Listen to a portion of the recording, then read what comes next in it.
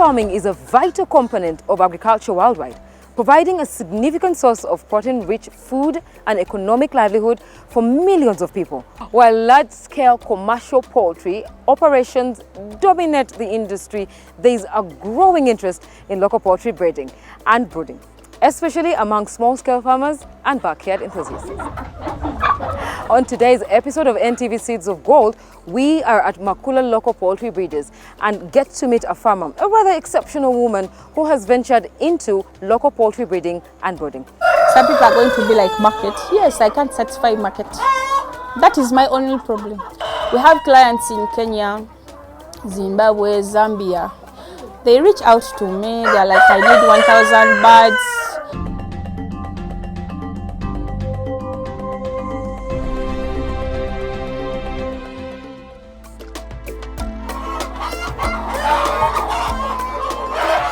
One of the primary motivations for local poultry breeding is sustainability. By preserving and promoting indigenous breeds, farmers are saved the trouble that comes with other breeds, which may not thrive in local environments. Additionally, local breeds often require fewer inputs, such as medication and specialized feed, making them more cost-effective for small-scale farmers. But our farmer has a lot more motivation to talk about, and it involves a great deal of years away from home as exported labor and the support from her family. I had that idea since when I was young. I used to love keeping birds at home, like 1 to 2, 3. So I always had this dream of becoming a poultry farmer, but not a local one. Remember, when you're still young, you always have ideas. I want to be this, I want to do that, you know. But at the end of the day, we find ourselves doing something different. So, first of all, I'm a journalist by profession. So I graduated in 2013. I got some jobs. Some of the media companies invited me. Others were willing to give me the job, but when I looked into the salary, it was not really amazing. So I had an idea of switching to many things. I did restaurant, I did bakery, I did many things, but they didn't come out. And remember, I had friends that traveled already abroad. So I used to hear stories. Teddy came back, Mary came back, and everyone was like, this one is having money, this one is rich. So that's where I got that interest from. So I was like, you people, how are you getting rich? How are you making money? So I got that idea. I went abroad because here the salary was not good. I was in Saudi Arabia. Actually, I went as a housemaid. I was a kadama, this so-called kadama. But still, I was like, I won't be a kadama for the rest of my life. I've seen people going, they spend there 10 years, 8 years, you know. Me, I was like, I can't depend on this. So I worked for 4 years. I got capital. So I was like, what am I going to do next? So I thought of local poultry business because I had made research from different stuffs. So I had friends in broiler, I had friends in layers, but when I figured out the problems they had, I was like, no, how about local poultry business? And I was like, let me do something unique. I had to call my dad that, you know what, I'm not building rentals, you know what, I'm not going to do this bakery business. I'm switching to local poultry business. So we switched into local poultry. That's how I managed to start this you are seeing here right now. With seasoned wisdom, she offers sage advice on how to get started on this journey of local poultry farming. If you are thinking to start, my dear, just come and we begin. Local poultry business does not disappoint. For other breeds, I'm sorry, I don't really know. Whether you went to school, whether you didn't go, whether you were corporate or not, trust me, you are going to make money. 2, make research before you enter this business. Because if you don't do research, my dear, ogenda kuocha, bikuleme, you run out of the business. I have clients who come to me and they're like, Makula, I want to enter this business. I always tell you, you are going to do this business. Why? I always find out the reason as to why you want to enter into this business. Some people, they come, I want it for meat production. Others, I want it for egg production. You understand? But this one, it is almost 5 in 1. Me even I say 10 in 1. Why? I get manure, I sell. I get eggs, I sell. I do it for meat, I sell. I get baby chicks out of it, I sell. I get eggs just for eating, which are not fertilized, I sell. So we have many clients who come into that category. When this one is like, I want to specialize in this, you understand? But my dear, all I'm telling you, you can't specialize in one thing if you're into local poultry. But other breeds, you can specialize. Why the local breeds, you ask? Well, for one, unlike commercial or exotic breeds developed for high productivity in controlled environments, local breeds often exhibit traits such as disease resistance, adaptability to local conditions, and sustainability for free-range or backyard farming. Farmers are saved the trouble that comes with other breeds, which may not thrive in local environments. Additionally, local breeds often require fewer inputs, such as medication and specialized feed, making them more cost-effective for small-scale farmers. Like us in urban areas, like as you've seen, I'm keeping my chicken on a small piece of land. Before we go into that, we always make research. You understand? You're like, how are they going to feed? How am I going to sustain? Will I stay in the business? You know, you understand? So feeds are challenging. Today prices are high, tomorrow prices are not high. So if you find that prices are low, we always recommend people to stock. But if they are high, then we try to minimize on the feeds and expenses. Like we always give them greens. You understand? Now me, I'm in an urban area. It is hard to find feeds like or muddo greens. In the neighborhood, they give us banana peelings. Why? Because they know that we are keeping local chicken business. You understand? If we bring them, actually, we wash them, we put them in the sun, then we cut them. We add them to our feeds. So that is also minimizing on the costs. So if you know that they are eating 20 kilograms a day, we put 10, we add 10 for the banana peelings. So they get satisfied, they get nutrients in the body. You understand? So that's how we do. 2, people in the village, we tell them that if you run out of feeds, put them on a free-range system. So to mitigate diseases in local poultry, farmers should focus on preventive measures like biosecurity and health management. This includes sourcing birds from reputable breeders, implementing strict biosecurity protocols, conducting regular health monitoring, administrating tailored vaccination programs, on schedule that is, and providing optimal nutrition and environmental conditions. Our farmer too has a few tricks up her sleeve. Here we don't have much diseases in local poultry business. However, they existed, for that I can't lie. So every business has its own problems, but still there is always a solution for each and everything. You understand? So here you can find that these chick-soul hens, they'll get diseases like Newcastle, fall pox, fall cholera, you know, many diseases. But what do we do? Whenever you come at my farm and you book with me, I don't give you my chicks without taking classes or lessons. I teach you. Why? Because I want you to get something good. Not you to complain about me that, Mahula, the chicks she gave me, they are not good. You understand? I don't want complaints. Most times I love quality. You understand? By the way, I always tell people, how many chicks do you want? Some are like, I want 100. But sometimes the space is small and you are like, no, you'll bring more diseases, commotion, congestion. And you are like, why don't you take 50? So sometimes we do analyze, we talk, we have a talk before I give you my chicks. So if you tell me each and everything, so we are able to analyze. And another thing, we always vaccinate. Vaccination is the best important thing in this business. You may feed, you may clean, but without vaccination, my dear, you're doing nothing. I give you a vaccination chart. You follow. Before I give you my chicks, we vaccinate Malex. Some people are like, what is Malex? Malex is like sirimu wenkoko, you understand? Yes, if you don't vaccinate it, they will not grow. They will stay in one place, you understand? That's why we vaccinate it here. We vaccinate Newcastle on the eye before I give you my chicks. I vaccinate bronchitis in the mouth before I give them to you. That makes it different. So we always export them.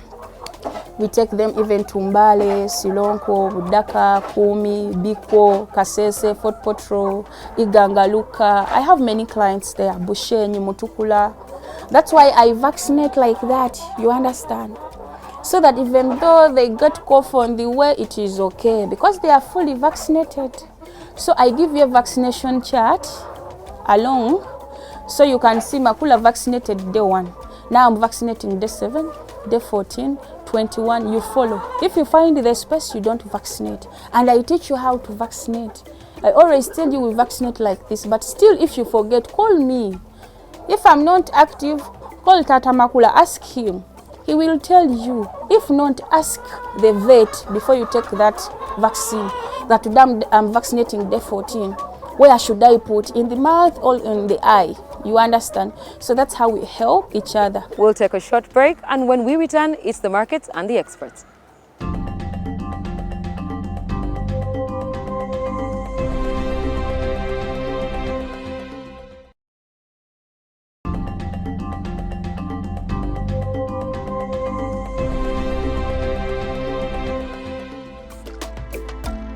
Welcome back. Glad that you're still watching. Now, the market. When asked about the challenges that she faces, she mentions the competitive market.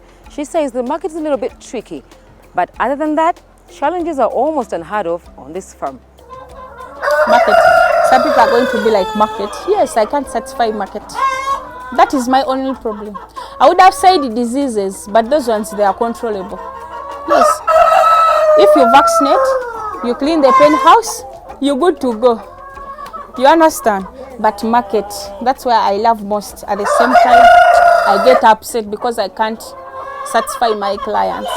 I would have been with bigger numbers. But do you know why I don't have bigger numbers? It's because we have market.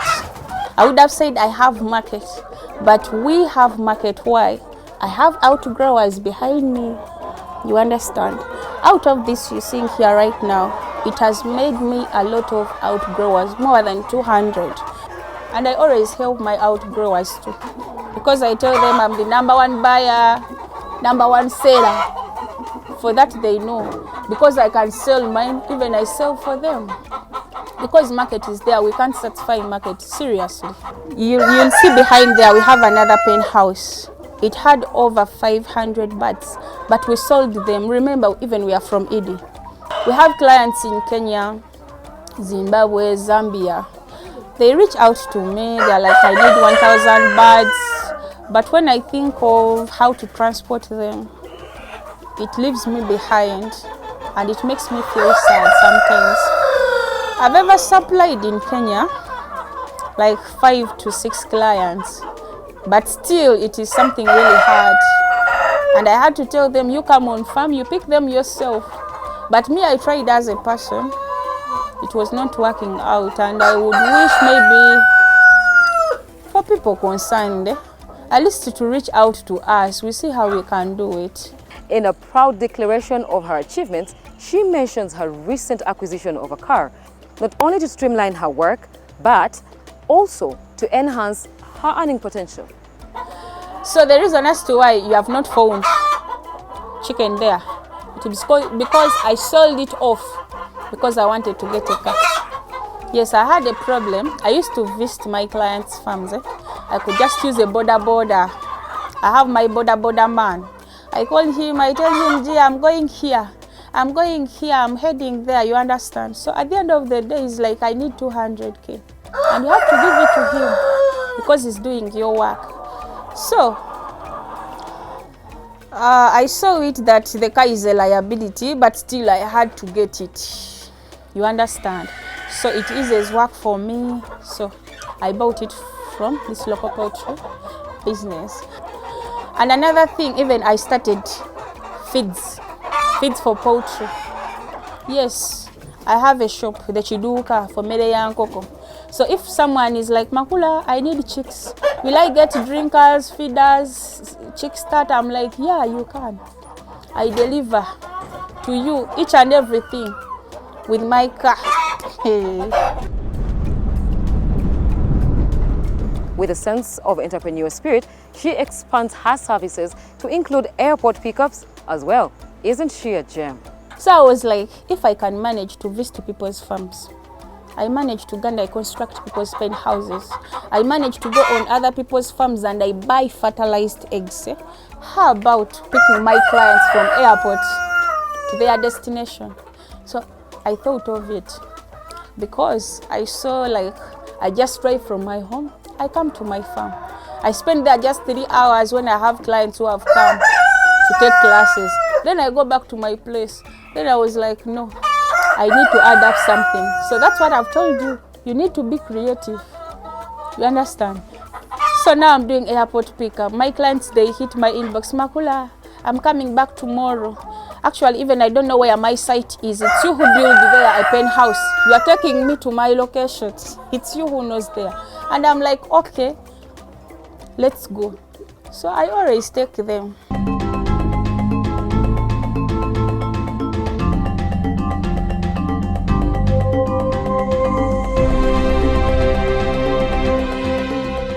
It's the Opportunities in Farming segment brought to you by Bukola Chemical Industries. Boy, does that name test great. Welcome back, Bukola, to the Seeds of Gold family. And with me is the head of vet services in Bukola Chemical Industries, Dr. Murungi. I have missed you. And it's nice to have you on the show. And we are going to discuss the pros and the cons and everything affiliated to local chicken breeding and brooding. So we have an exceptional woman. We have met quite an interesting farmer, and she is breeding strictly local, purely local chicken, and she's very passionate about it. And I like to think that there are advantages to this venture. So I welcome you on the show, and please tell me what these advantages are. Local birds, very, very, very good. It's a good venture, I should say. Why? Because they tend to be very resistant to diseases. We know because Uganda, being Uganda or our environment, a lot of our birds, a lot of our animals are susceptible to disease. And one of the advantages of local birds is that they're very, very resistant to diseases. Second advantage is actually a source of income. Yeah. A lot of people do not seem to see a lot of this because we do a lot of broilers, we do a lot of layers, but if you can venture into the local birds, it's also a very good source of income. And the input is slightly lower. So you don't have to worry about diseases, and they're not as fragile as the large-scale commercial birds, like the broilers and the layers. So it's less stressful on a farmer. It's something that farmers should venture into. However, they do grow slower than the others do? Yeah, that's a disadvantage to them. They really do grow slower than the others. But like I said, you don't put in a lot. I'm not saying you don't put in anything. No, you actually do put in something, but not as much as you would with the broilers and the layers. Yes. Oh, I totally understand. Now, I was talking to somebody earlier, and they were thinking of, I want to do 200 birds, but I'm worried about the feeds.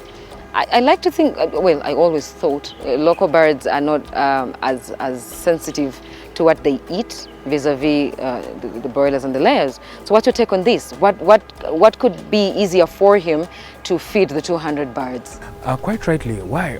Thing is, with unlike the exotic birds or the broilers, the layers for that matter, with the local birds, you can just give them maybe grain, you could just give them broken, and they will survive. And rice and things like that, and they will survive. They will be able to grow to that size that you want them to, much as they take longer. Yeah. Whereas with the exotics, then you've got to do all these feed formulations, which you might not necessarily need there. And then I need to stress this, that we need to vaccinate them just like we do the others, yes, because they still can get sick. Much as they're resistant, they still can get sick. We need to vaccinate them, not as much as we do the others. Yeah. We'll need to maintain proper biosecurity, because other birds coming in, people coming in, can still bring in disease, and they will still get sick, yes. So occasionally you can come to Bukola, we'll tell you how to do that. Yeah.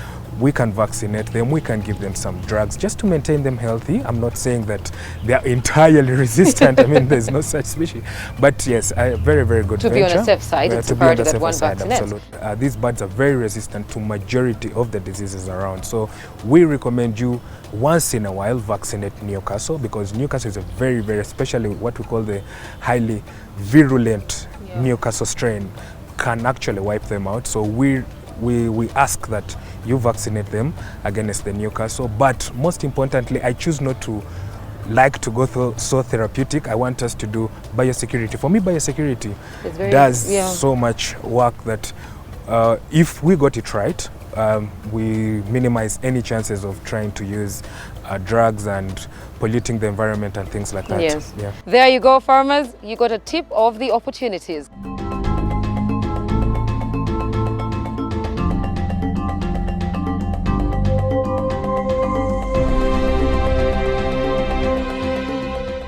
Of course, she's got future plans too, as she dreams of the day she owns over 10,000 chicken and putting up a much bigger farm. For now, we are in plan of expanding, and we have already expanded. Yes.